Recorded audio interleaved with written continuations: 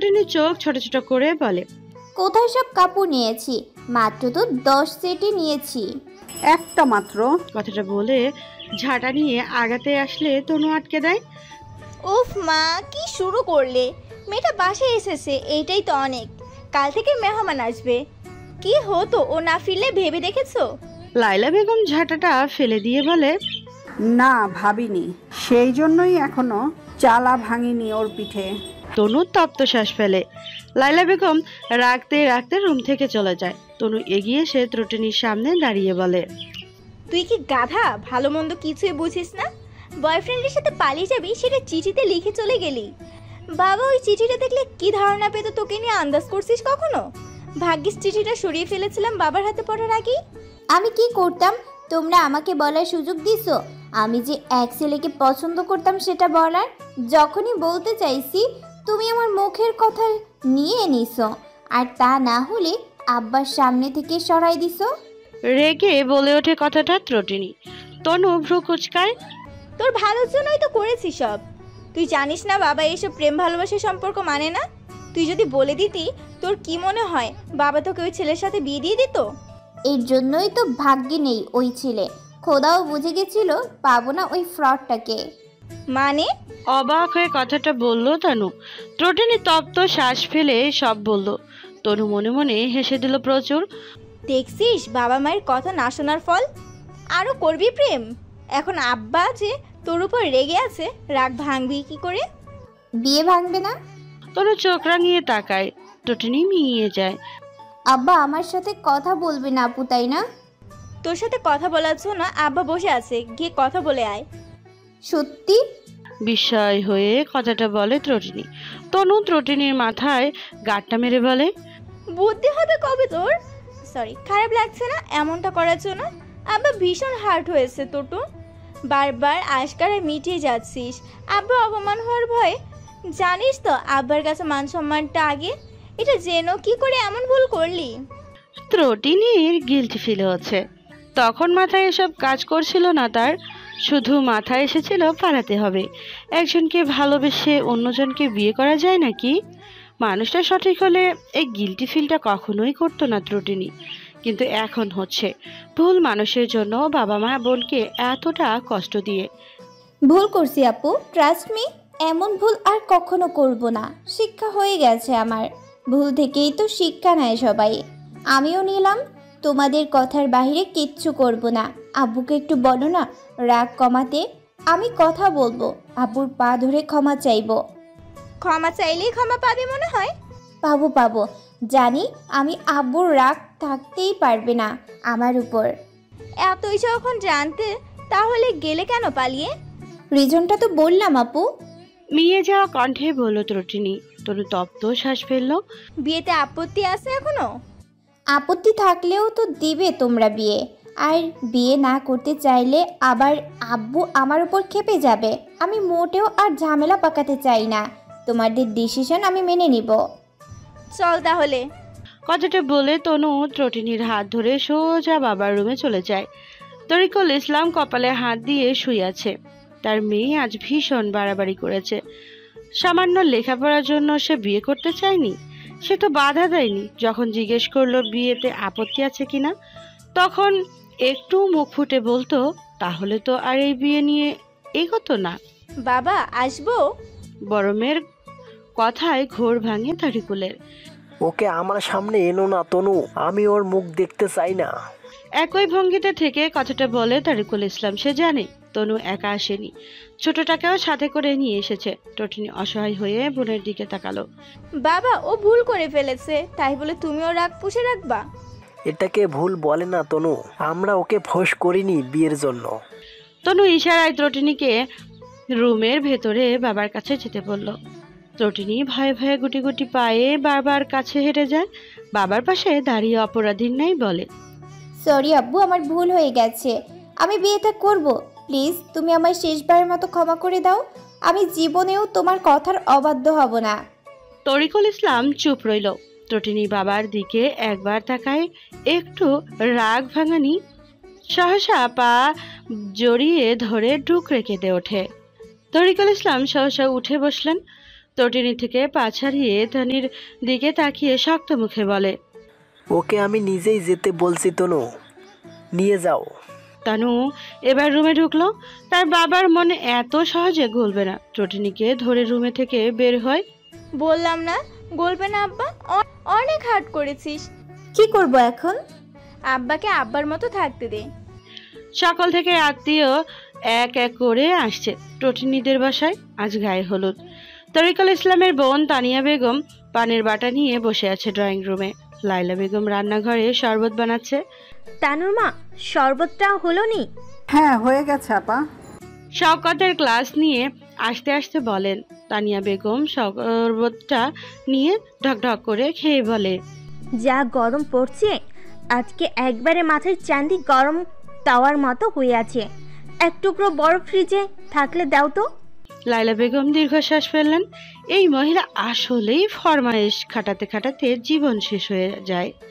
Fridge থেকে এক বাটিতে কয়েক টুকরো বরফ এনে দেয়। তানিয়া বেগম টকটকে লাল দাঁতগুলো বের করে বলে, বরফটা চাঁদিতে মাখিয়ে দাও, একটু আরাম পাই। লাইলা বেগম বরফ ডলতে শুরু করলেন। চটনি ব্রাশ দিয়ে দাঁত মাজতে মাজতে ড্রয়িং রুমে এসে তানিয়া বেগমের দিকে চেয়ে বলে, ওই সেমরি, তোর না আজকে গায়ে হলুদ, পার্লারে যাস নাই কে? ত্রটিনি ফোনে টাইম দেখলো। এখন বাজে কেবল 9টা পুপি। তাতে কি, পার্লারে কত ভিড় হয় জানোস তুই? তুমি জানো? হ, তাসলেমা কয়েকদিন পর পর পার্লারে যায়, 4-5 ঘন্টা পরে আসে বাড়িতে। সামান্য ভ্রু ব্লক করতেই নাকি 4 ঘন্টা লাগে? কেন নিচে নামতে নামতে কথাটা শুনলো। ত্রটিনি পাশে বসে ফিসফিস করে বলল, ফুপি যদি শুনে তার মেয়ে পার্লারের নাম করে তার বয়ফ্রেন্ডের সাথে দেখা করতে চায়, তাহলে কি হবে ধারণা করেছিস? মায়ের একটাও মাটিতে পড়বে না। মেয়েটাকে বুঝাতে হবে ভালোবাসাটা অপরাধ না, তবে প্রেম হারাম। এই হারাম প্রেম আমাদের ফ্যামিলি মেম্বারদের জন্য না। ত্রটিনি চুপ রইল। আর তখনই সদর দরজা দিয়ে প্রবেশ করলো ত্রটিনির খালা লাবণ্য। কোলে 2 বছরের মেয়ে। ত্রটিনি এগিয়ে গেল, বাচ্চাটাকে কোলে নিয়ে জিজ্ঞেস করলো, কেমন আছো খালামণি? লাবণ্য ত্রটিনির লাল গাল টেনে বলে, ভালো আছি, তুই? আমিও ভালো আছি। তনু লাবণ্যের লাগেজটা নিয়ে নিল। লাবণ্য সোফায় গিয়ে বসলো। কেমন আছেন আপা? তানিয়া বেগম মুচকি হেসে বলল, ভালোই আছি। তোমার জামাই আইলো না জি? ও কাল আসবে, আসলে অফিস থেকে ছুটি দেয়নি তো। ও আচ্ছা, এই তোটু মাইয়াটারে আমার কোলে দাও, দেখি একটু। ত্রটিনি বাচ্চাটাকে তানিয়া বেগমের কোলে দিল। যা মুখ ধুয়ে আই, সেই কতক্ষণ ধরে ব্রাশ করতেছোস। ত্রটিনি বেসিনে গিয়ে মুখ ধুয়ে নিল। খাবার টেবিলে বসে মায়ের দিকে তাকিয়ে বলল, মা ক্ষুধা পাইছে। লাইলা মেয়ের পানি চেয়ে বলল, তো আমি কি করব? খাবার দাও। খাবার কি আমি ধরে নিয়ে বসে আছি? টেবিলে নেই খাবার? ত্রটিনির মুখ চুপসে যায়। ত্রটিনি হচ্ছে স্বাভাবিক হতে, কিন্তু তার মা বাবা হতে দিচ্ছে না। একটা ভুলের মাসুল তাকে অনেক দিন বয়ে যেতে হবে। ত্রটিনি খাবার বাড়ার জন্য চামচে হাত দিতে সেটা তনু হাতে নিয়ে খাবার বেড়ে দেয়। খিদে লেগেছে, ক্ষুধা পেটে জমিয়ে রেখে কি হবে? আম্মু, বেড়ে দিতে হবে কেন? আম্মুর রাগ এখনো তো কমলো না আপু। কমবে কমবে, এখন চুপচাপ খা। ত্রটিনি চুপচাপ খেলো। খাবারগুলো বরাবর গলায় আটকে যাচ্ছিল। একটা ছোট্ট ভুল তাকে বেশ দূরে নিয়ে গেল কাছের মানুষগুলোর থেকে। পার্লার থেকে সেজে এসেছে ত্রটিনি তানুর সাথে। শরীরে গাঢ় হলুদ রঙের লাল পাড় দেওয়া শাড়ি। আয়নার সামনে দাঁড়িয়ে নিজেকে খুঁটিয়ে খুঁটিয়ে দেখছে ত্রটিনি। তারা তখনই হুড়মুড়িয়ে রুমে ঢুকে ত্রটিনির মামাতো বোন ঐশী এবার একাদশ শ্রেণীতে পড়াশোনা করে। আপু হয়েছে? ছোট্ট করে জবাব দিল ত্রটিনি। চলো, সবাই অপেক্ষা করছে। ঐশী ত্রটিনিকে নিয়ে ছাদে যায়। ছাদে আসতেই তানু এগিয়ে যায় বোনকে নিতে। স্টেজে বসিয়ে কয়েকটা ছবি তুলে। তানুর হাজবেন্ড তাসজিদকে ফোন দিয়ে ত্রটিনির সাথে ডুয়েট পিক তুলে। তাসজিদ এসেছে সন্ধ্যায়, সাথে তাসজিদের কিছু কাজিন আর তাসফির ফ্রেন্ড। তানু এগিয়ে তার বাবা আর মাকে ডেকে আনে হলুদ ছুঁয়ে দেওয়ার জন্য। তরিকুল ইসলাম আর লাইলা বেগম একত্রে আসেন। ত্রটিনি তাকায় অনুশোচনায় দগ্ধ সে। কালই তো চলে যাবে এই বাড়ি থেকে।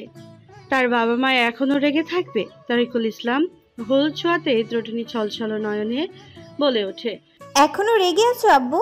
একটু কি ক্ষমা করা যায় না? কাল তো চলেই যাব, করে দাও না ক্ষমা।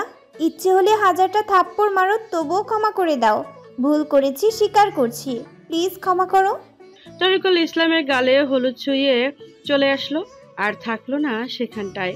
ত্রটিনী অসহায় চোখে মায়ের দিকে তাকালো। লাইলা বেগম শীতল কণ্ঠে বললেন, সময় দে, ঠিক হয়ে যাবে। ত্রটিনী মায়ের হাত জড়িয়ে ধরলো।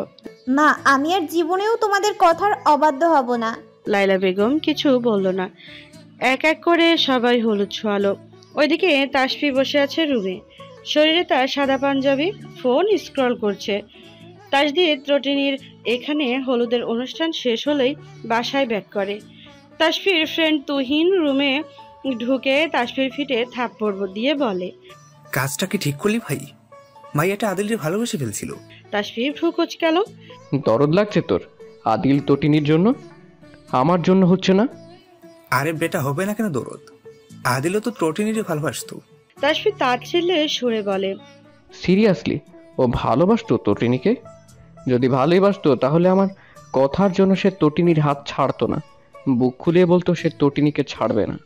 তুই যে থ্রেট দিছিস সেখানে কোনো ছেলের সাধ্য ছিল না তার প্রেমিকারে ধরে রাখার। আমাকে কেউ থ্রেড দিয়ে দেখুক তটিনীকে ছেড়ে দেওয়ার, তার অবস্থা 12টা বাজিয়ে দেব। 1 বছর ধরে মেয়েটাকে মন কুটুরিতে জায়গা দিয়ে রেখেছি, 6 মাসের পরিচিত হওয়া ছেলেকে দিয়ে দেওয়ার জন্য নাকি? তটিনীর বিয়ে ওর জানলে কি হবে? যা হওয়ার তাই হবে, বিয়ে হয়ে যাবে, ডিভোর্স হবে না, সো সে আমারই থাকবে।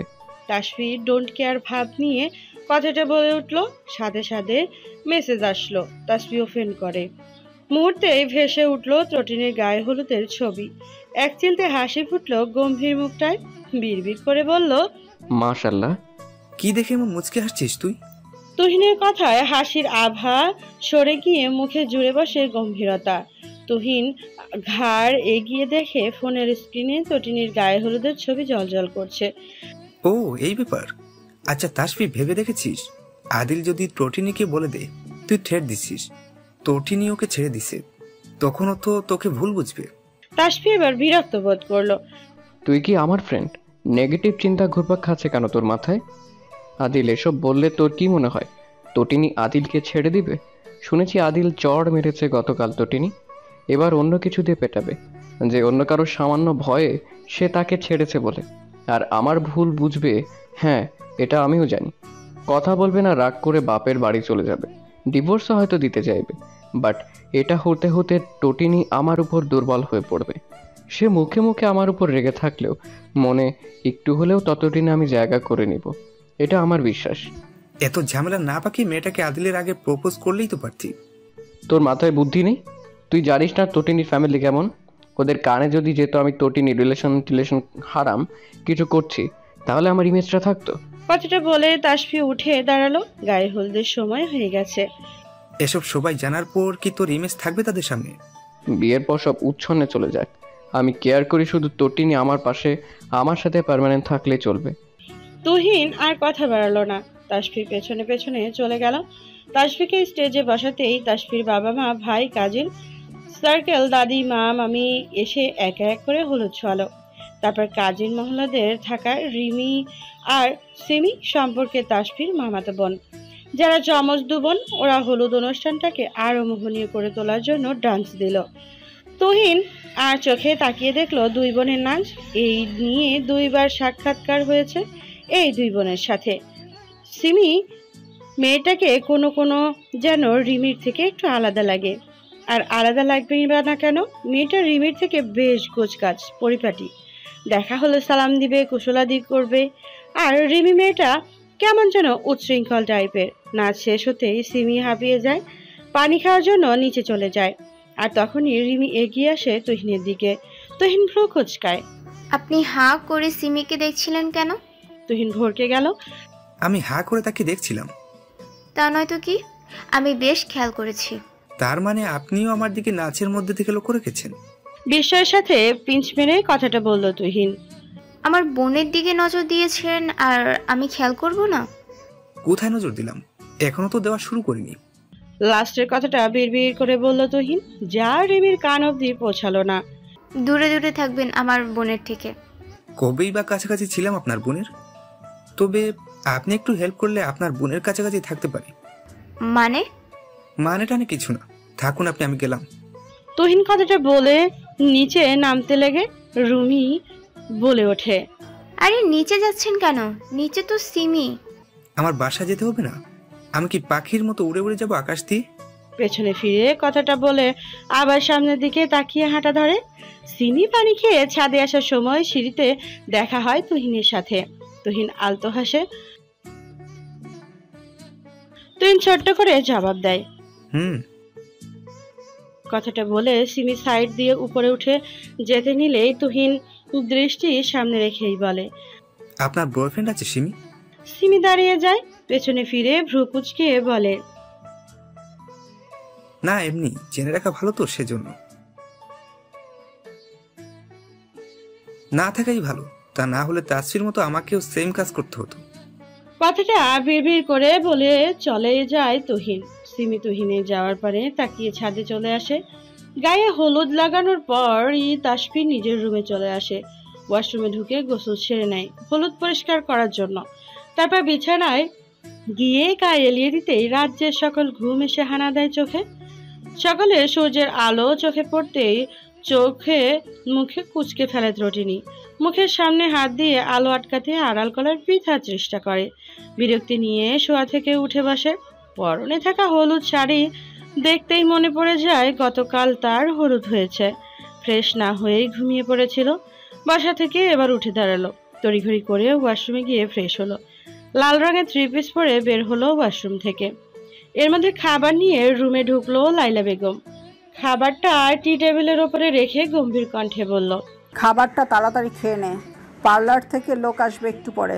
ত্রটিনি হাতে থাকা ভেজা টাওয়ালটা বিছানায় রেখে পেছন থেকে লাইলা বেগমকে জড়িয়ে ধরে। এখনো রেগে থাকবা মা? আমি অনুশোচনায় দগ্ধ হয়ে যাচ্ছি, একটু তো ক্ষমা করে দেখো। জীবনেও তোমাদের কথার অবাধ্য হব না। তোমাদের কথা মেনে তো বিয়েটা করে নিচ্ছি, প্লিজ ক্ষমা করো। এই দেখো পায়ে পড়ছি, প্লিজ ক্ষমা করো। কথাটা বলে পা ধরতে গেলে তড়িৎ গতিতে মেয়েটাকে টেনে তুলে লাইলা বেগম, পাগল হয়েছিস? পা ধরছিস কেন? ক্ষমা করছো না কেন? ধরা গলায় বলে ত্রটিনি। লাইলা বেগম বিছানার দিকে তাকিয়ে দেখে ভেজা টাওয়ালটা বিছানার মধ্যে পড়ে আছে। মেয়েটার মাথায় গাঁটটা মেরে বলে, বড় হবি কবে? ভেজা টাওয়ালটা বিছানায় এভাবে ফেলে রাখে? ভেজা টাওয়ালটা বিছানা থেকে তুলে নিয়ে বেলকনিতে মেলে দিয়ে আসে লাইলা বেগম।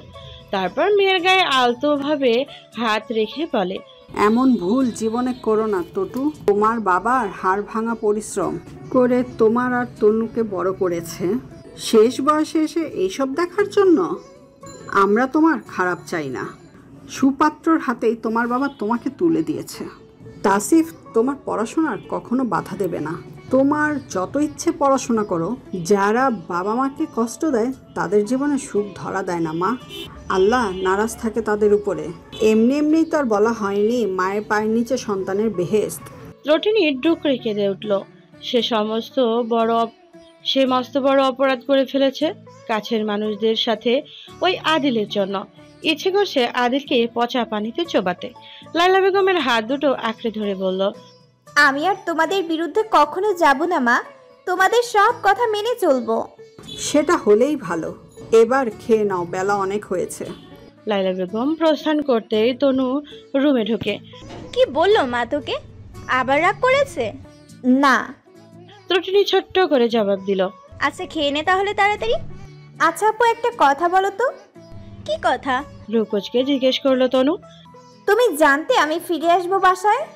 তনু কিছুটা ভড়কে গেল, তবে সেটা ত্রটিনির সামনে প্রকাশ করলো না। আমি কি করে জানবো? না, মনে হলো তুমি জানতে আমি ফিরবো। আচ্ছা বাদ দে সেসব কথা। 11টার দিকে পার্লার থেকে লোকজন এসেছিল ত্রটিনিকে সাজাতে। ডার্ক রেড কালারের বেনারসি পরানো হয়েছে, সাথে স্বর্ণের কিছু গহনা। খুব বেশি গর্জিয়াস সাজ না, সাদামাটাই সাজ। লাবণ্য বেগম ত্রটিনির দিকে মুগ্ধ হয়ে তাকিয়ে আছে। ত্রটিনি থুতনি ধরে বলে। ত্রটিনি প্রথম কথাটার জন্য হাসলো, তবে পরক্ষণে দ্বিতীয় কথাটা শুনে মুখের হাসি গায়েব হয়ে গেল। লোকটার কাছে তার ইমেজটা নিচে চলে গেছে। তার ধারণা বোঝার নাকি নেই। অন্য কোনো লোক থাকলে জেনে শুনে নিশ্চয়ই এমন মেয়েকে বিয়ে করতে চাইবে না, কিন্তু লোকটা কেন করছে বিয়ে? এসব ভাবনার মাঝে তনু লাবণ্যকে ডেকে বলল, খালামণি আম্মা ডাকছে, তোমায় তাসফিয়া চলে এসেছে। লাবণ্য চলে গেল। তনুও পেছনে থেকে যেতে নিলে ত্রটিনি ডেকে ওঠে। তনু পেছন ফিরে বলে, কিছু বলবি? ত্রটিনি কিছু বলার জন্যই ডেকেছিল, কিন্তু পর মুহূর্তে মাথা দুই দিকে নাড়িয়ে না বলে। তনু কিয়ৎক্ষণ ত্রটিনিকে দেখে চলে যায়। কাজী সাহেব বসে আছে তাসফির সামনে। কবুল বলার পালা। তাসফিকে কবুল বলতে বলে তাসফি ফটাফট কবুল বলে দেয়। সবাই আলহামদুলিল্লাহ বলে ওঠে। তানু চলে যেতে কিছুক্ষণ পর দুটো মেয়ে হুড়মুড়িয়ে রুমে ঢোকে ত্রটিনি মাথা তুলে তাকায়। যমজ মেয়ে দুটো এসেছে, রিমি সিমি। সিমি ত্রটিনির পাশে বসে বলে,